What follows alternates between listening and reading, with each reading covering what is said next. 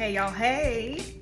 I am going to make myself a salad for lunch, and while I am making my salad for lunch, I'm gonna tell you about the time that I mistyped myself with the Enneagram and for how long I lived with that lie. So when I first took the Enneagram, it had to be back in like 2018, 19, something like that. And I was initially typed a 6. And remember when I said that it's very important to go by your childhood wound as far as like what your type is, and not the description. And this is part of the reason why. So I was the top 3 results that I had was a 6, a 5, and a 1. Okay, and so I looked at them, I looked at the description of the 6, and I was like, that's not me at all. And then I looked at the description of the 5 and looked at the description of the 1, and I was like, okay, I would probably say of these 3, 5 is my type. So let's just say 2019 to 2023. Yes, 2023. Up until recently, right? So up until recently, for I don't know, I don't math quick. For 19, 20, 23, 4 years. So for 4 years, I have been typing myself as a 5. I have been typing myself as a 5, wing 6. Because there were a couple of things that, like resonated with me for the 6. But when I compared those to the things of the 5, I was like, oh no, I resonate way more with the 5. So last year, I decided I wanted to incorporate the Enneagram into my coaching because it has been so helpful to me. Enneagram has really helped to change the way that I think of myself, but also the way that I respond to things.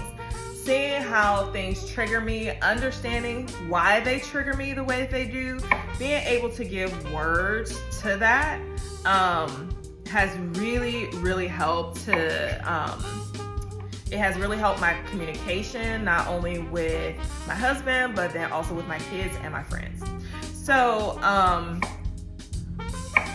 when I was like, you know what, I really want to incorporate this because I know that a lot of people think that the Enneagram is woo-woo, and also I know that people use it in the wrong way, and in a sense of like, this is the way that I am. This is just the way that I am. Look at my Enneagram. That's just the way that I am, right? And also, which, is just basically putting yourself into a box. And I honestly think that we can use the Enneagram in order to free ourselves from those boxes. We don't have to be the thing that, like people expect or, like have certain expectations of us, right?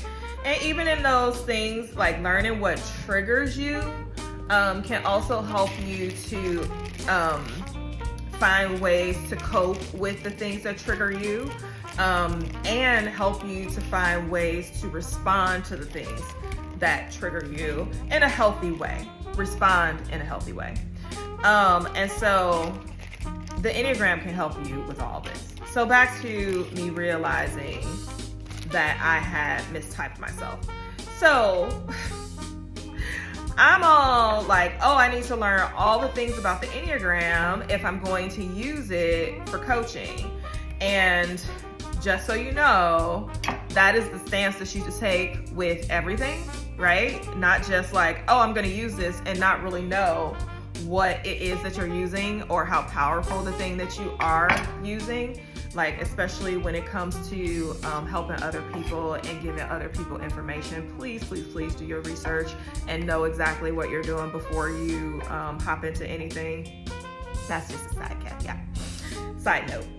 So I'm listening, I'm reading, I'm doing a course because, you know, I want to know, this is the 5, my wing 5 over here, because I don't know if I mentioned that I am actually, my type is actually a 6 wing 5. And so I'm listening and reading and all these things, and I get to, and these are different books than I read before. These are books that are a little bit more text-like books to learn from, not just like, I hate to say it, but like layman books, you know, like just so that you can understand it. They are books so that you can teach it, if that makes sense. And so, which I think that even if you are just using it or using the Enneagram just for yourself, that you should also look into some of these books as well, because they give you a better definition of what it is, and not just in layman's terms, but also like psychological terms, because in personality, when you're dealing with personality, you are this, you know, like that is a bit of psychology, right? So that you can understand what you're doing, so that ultimately you don't harm the person that you're working with. And so in any event, I, you know, like I'm reading these books, and I'm reading every type because I need to know all the things about every type, not just my own. And so I am reading about the 6. This is when I still believed I was a 5. I'm reading about the 6, and I get to this section about the counterphobic 6. The what now? Yeah, the counterphobic 6. It is what it is exactly what it is. So basically, the 6 is known for like high anxiety, high worry, having a plan X, A through Z, and sub plans for those, the A through Z. Like, because the main concern of the 6 is to be safe. And this is why I am a firm believer that you cannot just go by the description of the, you can't just go by the description of the type, because honestly, we have some of every type in us. We all have each of the types, some of it.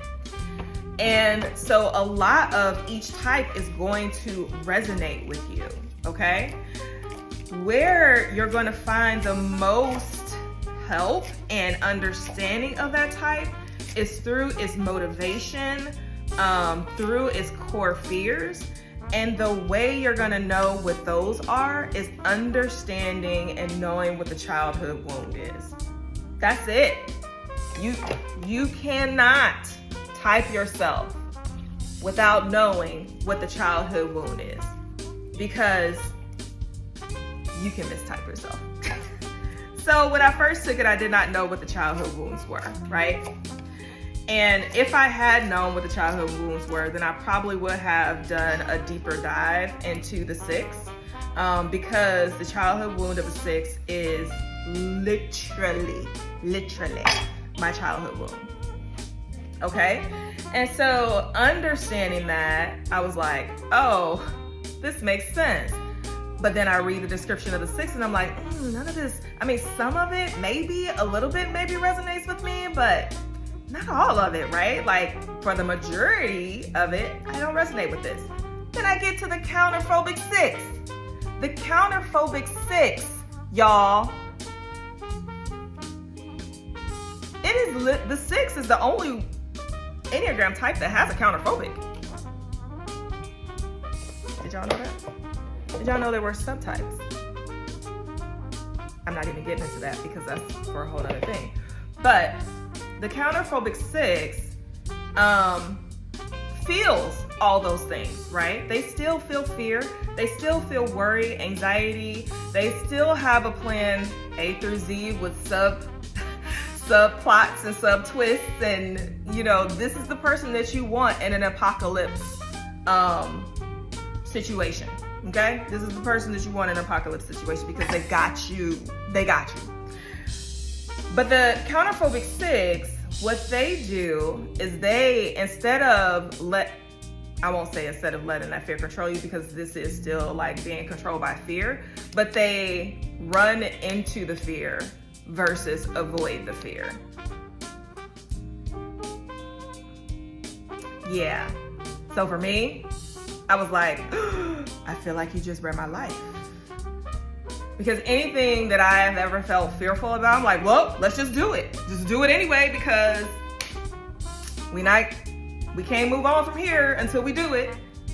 People ask me, why are you so confident? Or how did you get confident? Or, like things like that. Y'all, I'm not really confident. I'm just about as insecure as everybody else. I just face it. Am I doing it fearlessly? No, there's no such thing as fearlessly. You can do things and still have fear. That's a thing. But I just face it. And it's not because I'm like, oh, she's so courageous. Oh my gosh, she faced her fear. It is, I'm still learning about what it is. It is a rebellion. It is an inner rebellion that makes me do it. I was born to rebel. Do y'all know when I heard that, I was so like, God, you are awesome. So my name, my Instagram handle is legit Rebel Coach Steph. That's legit. I was born to rebel. When I say that I was born to rock the boat, that is literally my purpose. Y'all, if that's not the most encouraging thing ever. Anyway, I just wanted to give y'all that today. A little word for today. It's important to type yourself according to your childhood wound. And it is possible to mistype yourself, especially if you're not being truly honest about who you are and you're not aware of the things of, like, I can talk, I can speak, especially if you're not aware of the information, right, that you don't know. Like, get the information so that you can make the right decisions according to who you are to help yourself, okay? I think my water is boiling for my eggs and for my salad, and so I'm gonna roll out. If you have any questions, go ahead and ask me. DM me any questions about the Enneagram, about what I do as far as Rebel Coach, how I can help you.